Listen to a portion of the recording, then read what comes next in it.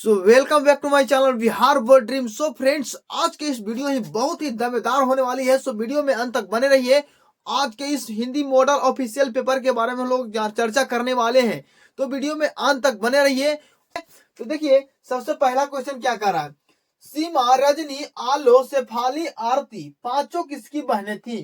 सीमा, रजनी, आलो, शेफाली, आरती पांचों किसकी बहनें थी। ऑप्शन नंबर मेरा है भाई, मदन की थी, कि खोखा की थी, कि लेखा की थी, कि सेन साहब की थी। जल्दी से बताइए मेरे दोस्त, कौन से ऑप्शन सही हो जाएगा, जल्दी बताइए। देखिए, सीमा, रजनी, आलो, शेफाली, आरती जो थी पांचों बहनें, वो खोखा की बहनें थी। किसकी बहनें थी, वो खोखा की थी। इसीलिए आपका ऑप्शन नंबर जो बी है बिल्कुल करेक्ट हो जाएगा। मैक्स मूलर के अनुसार सच्चे भारत के दर्शन कहाँ हो सकते हैं। मैक्स मूलर के अनुसार सच्चे भारत के दर्शन कहाँ हो सकते हैं। तो मैं बता दूं मेरे भाई कि भारत के गांव में हो सकते हैं, ग्रामीण में हो सकते हैं, ग्रामीण क्षेत्र में हो सकते हैं, ठीक है ना। देखिए, ऑप्शन नंबर मिल रहा है मुंबई में। मुंबई में भारत माता के दर्शन नहीं होंगे, ठीक है, क्योंकि वहां बहुत ही फैशन चलता है। उसके बाद देखिए, दिल्ली में भी नहीं, ठीक है ना, कोलकाता में भी नहीं। कहा, भारत ग्रामीण भारत में, कहां पर ही ग्रामीण भारत में आपको सच्चे भारत के दर्शन देखने को मिल जाएगा, ठीक है ना। अगला प्रश्न देखिए, कर तमिल, मलयालम, तेलुगु, कन्नड़ भाषाएं हैं, कौन से राज्य की भाषाएं हैं। उत्तर भारत की, पश्चिम भारत की, पूर्वी भारत की, दक्षिण भारत की। देखिए, जो तमिल है, मलयालम है, तेलुगु है, कन्नड़ है, वो दक्षिण भारत की भाषाएं हैं मेरे प्यारे दोस्तों, वो दक्षिण भारत की भाषाएं हैं। अगले प्रश्न की ओर बढ़ते हैं। बहादुर से मार खाकर भैंस भागी भागी किसके पास चली गई थी। बहादुर जो था भैंस चरा रहा था, ठीक है, अब भैंस चराया, भैंस चर नहीं रहा था, मार खाने के बाद कहा किसके पास भाग गया। ऑप्शन नंबर देखिए, बहन के पास भागा था, नहीं, बहन के पास नहीं भागा था, नानी ही चल गया था, नहीं, नानी भी नहीं, और नहीं चाची के पास गया था। कहाँ गया था, माँ के पास, ठीक है ना। भैंस माँ के पास भाग के गई, तो बहादुर फिर उसके बाद डांट सुनता है, मार खाता है, ठीक है। अगला प्रश्न देखिए, बिरजू महाराज के चाचा का नाम क्या था। बिरजू महाराज के चाचा का नाम क्या था। मेरे प्यारे दोस्तों, मैं बता दूं कि बिरजू महाराज के चाचा का नाम था शंभू महाराज। क्या था, शंभू महाराज। ऑप्शन नंबर आपका ए करेक्ट हो जाएगा, ठीक है ना, करेक्ट हो जाएगा। ए आपका नहीं होगा, सी भी नहीं होगा, और डी भी नहीं होगा। अगले प्रश्न देखिए, सुजान रस खान किसकी रचना है। सुजान रस खान किसकी रचना है, जल्दी देखिए से। सुजान की है कि रस खान की है, मियाँ जान की है कि नासिर की है, जल्दी बता दीजिए प्यारे दोस्तों। कि जो सुजान रस खान है वो नहीं सुजान की है, न मियाँ जान की है, न नसीर की है, वो किसका है, रस खान जी का है। किसका है, रस खान जी का है। घनानंद ने किस मार्ग को अत्यंत सीधा व सरल कहा है। घनानंद जी ने किस मार्ग को सीधा व सरल कहा है। तो देखिए, प्रेम का जो मार्ग है, प्रेम का जो मार्ग है बहुत ही सीधा और सरल है। बाकी क्रोध, क्रोध में आकर आदमी क्या क्या कर बैठता है, वो सरल मार्ग नहीं है, घृणा भी नहीं है, और नहीं कपट है, ठीक है ना। कौन सा मार्ग है, प्रेम का मार्ग। प्रेम से सब चीज हो सकता है, ठीक है, क्रोध से कुछ भी नहीं हो सकता है। सो दोस्तों, अगले प्रश्न क्या कर रहा है, पत्थर पर लिखी हुई जली हुई छाया किसकी साखी है। पत्थर पर लिखी हुई जली हुई छाया किसकी साखी है। आपका ऑप्शन देख लीजिए, पशु की है कि ईश्वर की है कि मानव की है कि प्राकृतिक की है, जल्दी बताइए कौन से ऑप्शन सही हो जाएगा। देखिए, पत्थर पर लिखी हुई जली हुई छाया जो है किसकी साखी है, वो मानव की है। किसकी है, वो मानव की है। अगला प्रश्न क्या कर रहा है, कुंवर नारायण कवि हैं, कुंवर नारायण कवि हैं, ग्राम संवेदना के हैं, नगर संवेदना के हैं, ममता संवेदना के हैं कि पितृत्व संवेदना के हैं, जल्दी बताइए कुंवर नारायण कौन सी संवेदना के लेखक हैं। देखिए, कुंवर नारायण जो है नगर संवेदना के लेखक हैं, सॉरी कवि हैं। क्या है, कुंवर नारायण जो है नगर संवेदना के कवि हैं, ठीक है ना। अगला प्रश्न, किसे खोकर ईश्वर अपना अर्थ खो बैठेगा। किसे खोकर ईश्वर अपना अर्थ खो बैठेगा। ऑप्शन नंबर देख लीजिए, ईश्वर को, धर्मगुरु को, भक्त को कि दानव को। देखिए, जो ईश्वर होते हैं वो क्या होते हैं, प्रेम के भूखे होते हैं, ठीक है ना। यानी कि जब तक उनको भक्त अपने दिल से प्रेम से नहीं उनको पूजा पाठ करेगा तो क्या होगा, ईश्वर अपने क्या खो बैठेंगे, अर्थ खो बैठेंगे, ठीक है ना। तो ईश्वर को ईश्वर ही नहीं पूजा करता, धर्म गुरु में नहीं, यहाँ पर भक्त को खोकर, ठीक है, तो भक्त को खोकर ईश्वर अपना क्या बैठे, अर्थ खो बैठेंगे, ठीक है ना, भक्त को खोकर ईश्वर अपना अर्थ खो बैठेंगे। अगला प्रश्न, भारतीय संविधान के निर्माण में महत्वपूर्ण भूमिका किसकी रहा है? तो देखिए भारतीय के संविधान में जो महत्वपूर्ण भूमिका है वो डॉक्टर भीमराव अंबेडकर को जाता है, ठीक है ना, क्योंकि उन्होंने ही हमारे देश के संविधान बनाया था। तो ऑप्शन नंबर ए जो है आपका करेक्ट हो जाएगा। अगला देखिए, मुंडा किस देश की जाति है? मुंडा किस देश की जाति है? ऑप्शन देख लीजिए, मंगोल की है, चीन की है, मुल्तान की है कि भारत की? देखिए जो मुंडा आपका है ना वो भारत देश की जाति है। मुंडा कौन से देश की जाति है? भारत देश की जाति है, ठीक है। अगला प्रश्न, किस देश में के लोग बड़े बड़े नख पसंद रखते हैं, पसंद करते हैं? किस देश के लोग बड़े बड़े नख पसंद करते हैं? जल्दी से बता दीजिए मेरे दोस्त कि किस देश के लोग बड़े बड़े नख पसंद करते हैं। तो देखिए पहला ऑप्शन है गौड़ देश के लोग, कैके देश के लोग, कि वाहिलक देश के लोग, कि गांधार देश के लोग? तो देखिए जो देश है वो गौड़ देश के लोग जो है बड़े बड़े नख रखना पसंद करते हैं। गौड़ देश के लोग जो है बड़े बड़े नख रखना पसंद करते हैं, ठीक है। देखिए हिरोशिमा कहाँ है? तो हिरोशिमा कहाँ में है? जापान में। कहाँ में है मेरे प्यारे दोस्तों? जापान में आपका हिरोशिमा है, ठीक है ना। अगला प्रश्न देखिए, जो नागरी लिपि शीर्षक निबंध के निबंधकार हैं नागरी लिपि के लेखक कौन है? नागरी लिपि जो है आपका निबंध है उनके रचनाकार कौन है, निबंधकार कौन है? जो गुणाकर मूल्य। नागरी लिपि को किसने लिखे थे? तो गुणाकर मूल्य। अभी तक आपने मेरे चैनल को सपोर्ट नहीं किए, सब्सक्राइब नहीं किए तो प्लीज सब्सक्राइब कर दीजिए। और वीडियो में आगे क्या कर रहा है, नागरी लिपि शीर्षक पाठ किस पुस्तक से लिया गया है? नागरी लिपि शीर्षक जो है किस पाठ से लिया गया है? पहला दिया अक्षरों की कहानी, दूसरा है भारतीय लिपियों की कहानी, तीसरा है अक्षर कथा। इनमें से कोई नहीं। जल्दी से प्यारे प्यारे कमेंट करके बता दीजिए मेरे दोस्तों कौन से पाठ से लिया गया है। देखिए नागरी लिपि शीर्षक जो है वो भारतीय लिपियों की कहानी से लिया गया। कौन सी कहानी से? भारतीय लिपियों की कहानी से लिया गया। अगला प्रश्न देखिए, मराठी भाषा लिपि कौन सी है? मराठी भाषा लिपि कौन सी है? ऑप्शन नंबर देखिए, ब्राह्मी है, नंदी नागरी है, देवनागरी है, मराठी लिपि है। जल्दी से बताइए मराठी भाषा लिपि कौन सी लिपि है? तो देखिए मराठी जो है वो देवनागरी है। मराठी जो है क्या है? देवनागरी है, ठीक है ना। अगला प्रश्न, रुपये खाने का प्रपंच किसने रचा था? रुपये खाने का प्रपंच किसने रचा था? अगला प्रश्न में है रुपये खाने का प्रपंच किसने रचा था? देखिए ऑप्शन नंबर है, कहानीकार के मित्र ने, कहानीकार के भाई ने, कहानीकार के रिश्तेदार ने। तो देखिए जो रुपये खाने का प्रपंच रचा था वो कहानीकार के रिश्तेदार थे, ठीक है ना। रफाल लियोनार्दो का विंची और एंजेलो किसकी देन है? नंबर देखिए, इंग्लैंड की है? नहीं है मेरे भैया। फ्रांस की है? नहीं है। यूनान की नहीं है, ये इटली की है। क्या है? किसका है? इटली की है। अगला देखिए, नटरंग पत्रिका का संबंध है। नटरंग पत्रिका का संबंध है, जल्दी बताइए। नाटक से, खेल जगत से, कहानी से, रंग कार्यक्रम से? देखिए नटरंग, रंग आया यानी कि रंग, ठीक है ना, यानी डी ऑप्शन नंबर सही होगा। रंग कर्म, ठीक है, ऑप्शन नंबर डी सही हो जाएगा। अशोक वाजपेयी ला शत्रुज में किसने दिनों तक रहे थे? अशोक वाजपेयी ला शत्रुज में कितने दिनों तक रहे थे? जल्दी से प्यारे से कमेंट कीजिए, अशोक वाजपेयी जो थे ला शत्रुज में कितने दिन तक रहे थे? 19 दिन तक। कितने दिन तक? 19 दिन तक, ठीक है।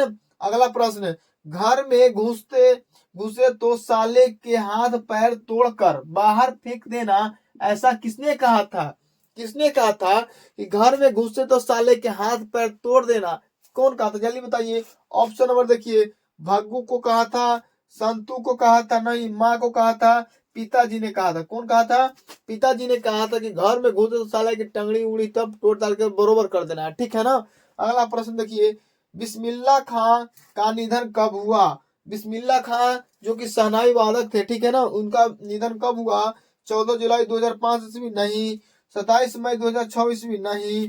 18 जनवरी 2004 ईस्वी? नहीं।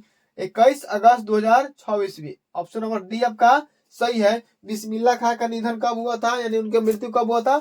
21 अगस्त 2026। प्रश्न की ओर बढ़ते हैं। तो आपका अगला प्रश्न क्या कह रहा था कि गांधी जी की दृष्टि में उदात्त और बढ़िया शिक्षा क्या है? गांधी जी की दृष्टि में उदात्त और बढ़िया शिक्षा क्या है? ऑप्शन नंबर आपका है अहिंसक प्रतिरोध, अक्षर ज्ञान, अनुवाद, अंग्रेजी की शिक्षा। देखिए गांधी जी की दृष्टि में उदात्त और बढ़िया शिक्षा क्या है? अक्षर का ज्ञान। क्या है? अक्षर का ज्ञान। ठीक है, तो प्रश्न देखते हैं। गुरु नानक की भक्ति धारा के कवि थे? गुरु नानक किस भक्ति धारा के कवि थे? गुरु नानक किस भक्ति धारा के कवि थे? तो ऑप्शन नंबर दे रहा है सगुण भक्ति धारा, निर्गुण भक्ति धारा, राम भक्ति धारा, कृष्ण भक्ति धारा। देखिए जो गुरु नानक देव जी थे जो वो निर्गुण भक्ति धारा के कवि थे। निर्गुण भक्ति धारा के कवि थे कौन? निर्गुण भक्ति धारा के कवि कौन थे? गुरु नानक देव जी। ठीक है ना। अगला प्रश्न, गुरु नानक की मृत्यु कब हुई? गुरु नानक देव जी की मृत्यु कब हुई थी? देखिए ऑप्शन नंबर दिया 1540 ईस्वी, नहीं ये भी नहीं होगा। 1560 ईस्वी, ये भी नहीं होगा। 1565 ईस्वी, ये भी नहीं होगा। 1539 ईस्वी से। ठीक है, याद रख लीजिएगा कि गुरु नानक देव जी का जन्म हुआ था तब 1539, सॉरी गुरु नानक देव जी का मृत्यु जो हुआ था कब हुआ था? 1539 ईस्वी में। रसखान दिल्ली के बाद कहाँ चले गए? रसखान दिल्ली के बाद कहाँ चले गए? ऑप्शन आपका है बनारस गए थे, ब्रजभूमि गए थे, महरौली गए थे कि हस्तिनापुर गए थे? जल्दी बताइए कि जो आपका है रसखान जी हैं वो दिल्ली के बाद कहाँ चले गए थे? तो ब्रजभूमि में चले गए थे। ब्रजभूमि में यहाँ चले गए थे। ठीक है ना। अगला देखिए, रसखान की भक्ति कैसी थी? रसखान की भक्ति कैसी थी? सगुण था, निर्गुण था, नवगुण था, सहस्र गुण था? जल्दी से ऑप्शन में डालिए, जल्दी से ऑप्शन बताइए कमेंट में कि जो रसखान जी थे उनकी भक्ति कैसी थी? तो सगुण भक्ति थी। कैसी भक्ति थी? तो सगुण भक्ति। कैसी भक्ति? सगुण भक्ति। ठीक है ना। कवि प्रेमधन के अनुसार भारत में आज कौन सा वस्तु दिखाई नहीं पड़ती?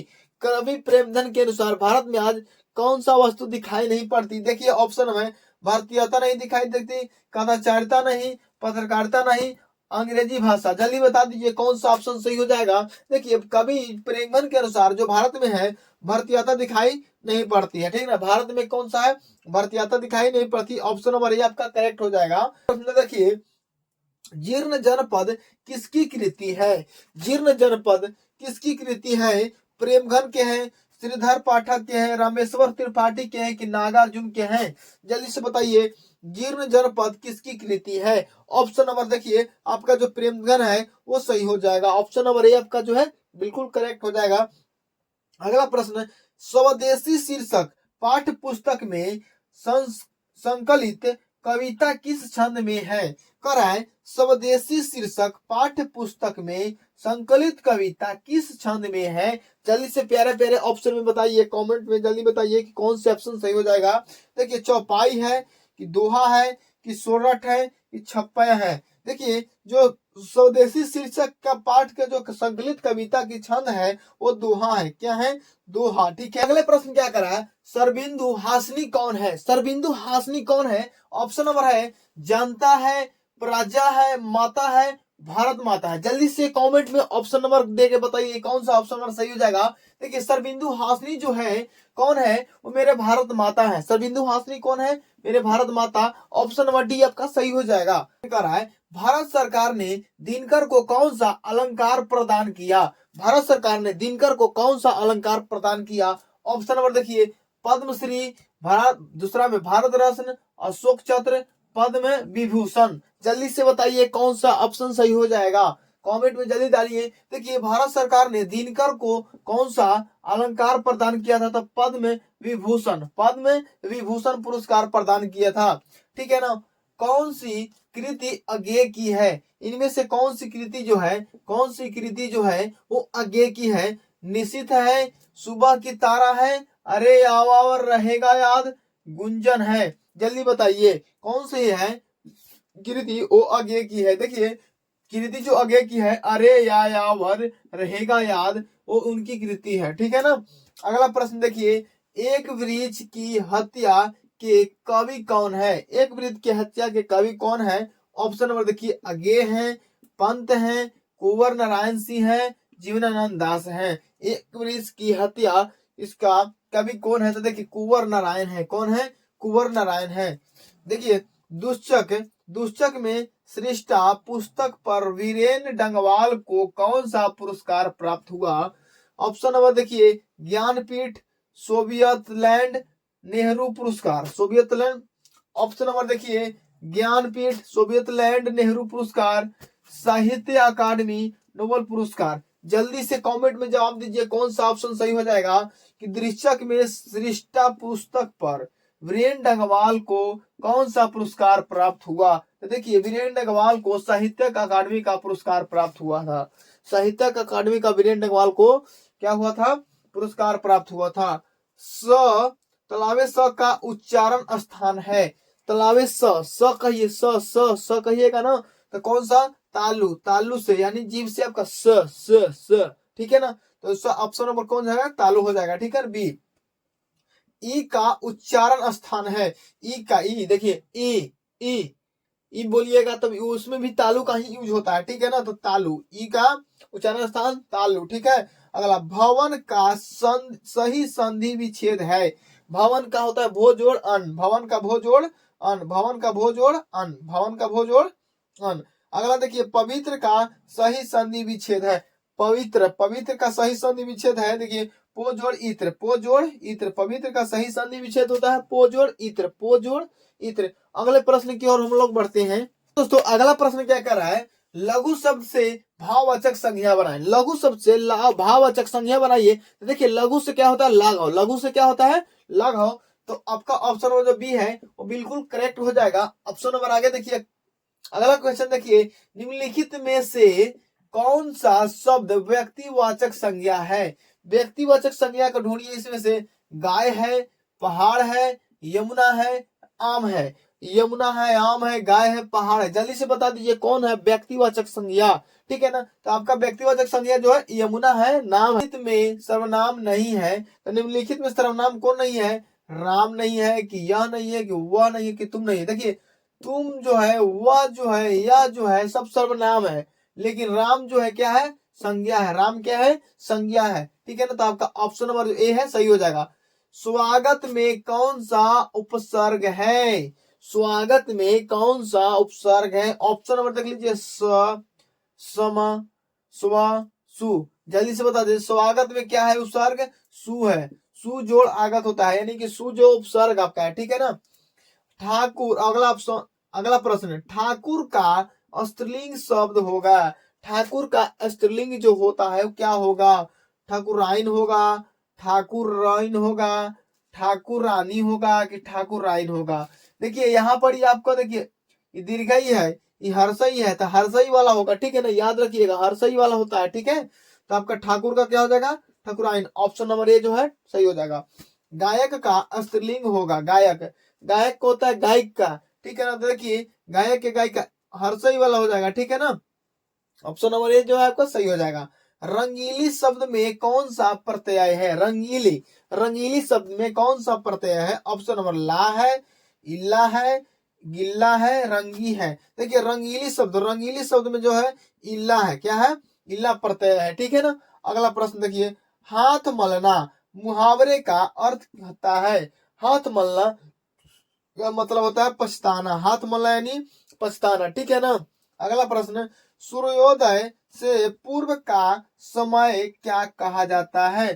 सूर्योदय से सूर्योदय से पहले के समय को क्या कहा जाता है? ऑप्शन नंबर देखिए उषा काल है, प्रभात है, गोधूली है, रात है। ठीक है ना। तो देखिए सूर्योदय से पहले के समय को क्या कहते हैं? उषा काल। क्या कहते हैं? उषा काल। आपका जो ऑप्शन नंबर ए है बिल्कुल राइट हो जाएगा। तो दोस्तों अगला प्रश्न क्या कर रहा है? ज्ञानोदय में कौन सी संधि है? ज्ञानोदय में कौन सी संधि है? ऑप्शन नंबर देखिए विसर्ग संधि है, व्यंजन संधि है, स्वर संधि है, इनमें से कोई नहीं। जल्दी से बताइए कौन सी संधि है ज्ञानोदय में? देखिए ज्ञानोदय में जो है, ज्ञानोदय में स्वर संधि है। ज्ञानोदय में स्वर संधि है। अगला प्रश्न देखिए दशानंद में कौन सा समास है? दशानंद में कौन सा समास है? प्रश्न देखिए दशानंद में कौन सा समास है? ऑप्शन देखिए बहुव्रीहि समास, अवयवी भाव समास, द्विगु समास, तत्पुरुष समास। देखिए दशानंद में क्या कौन सा समास है? दशानंद में जो है बहुब्रीहि समास है। कौन सा समास है? बहुब्रीहि समास। अगला प्रश्न देखिए क्या कर रहा है, निर्वाह में कौन सा उपसर्ग है? निर्वाह में कौन सा उपसर्ग है? ऑप्शन है नेरी है, नी है, नीर है, निह है। तो देखिए निर्वाह में जो है उपसर्ग है वो नीर है। कौन सा उपसर्ग है? नीर है। अगला ऑप्शन देखिए, दाल भात शब्द किस समास का उदाहरण है? दाल भात, दाल भात शब्द, दाल भात शब्द किस समास का उदाहरण है? पहला है बहुब्रीहि समास, दूसरा है अविभाव समास, तीसरा है कर्मधारय समास, चौथा है द्वंद्व समास। तो देखिए दाल भात यानी कि बीच में हाइफन है, यानी दाल भात हो गया कोई चीज द्वंद्व समास। दाल भात द्वंद्व, दाल भात द्वंद्व, याद रखिएगा, ठीक है ना। राजपुत्र में कौन सा समास है? राजपुत्र में कौन सा समास है? पहला है बहुब्रीहि समास, दूसरा है तत्पुरुष समास, द्विगु समास और कर्मधारय समास। जल्दी से बता दीजिए। देखिए राजपुत्र में जो है वो तत्पुरुष समास है। कौन सा समास है? तत्पुरुष समास, ठीक है ना। अगला प्रश्न देखिए, वृक्ष पर पक्षी बैठे हैं, इस वाक्य में पर कौन सा कारक है? वृक्ष पर पक्षी बैठे हुए हैं, इस वाक्य में पर कौन सा कारक है? देखिए कर्म कारक, संप्रदान कारक, अपदान कारक, अधिकरण कारक। जो जल्दी बताइए कौन सा कारक है कि पर कौन सा कारक है? देखिए पर जो है अधिकरण में पर होता है, अधिकरण में पर यानी अधिकरण समास है, ठीक है ना।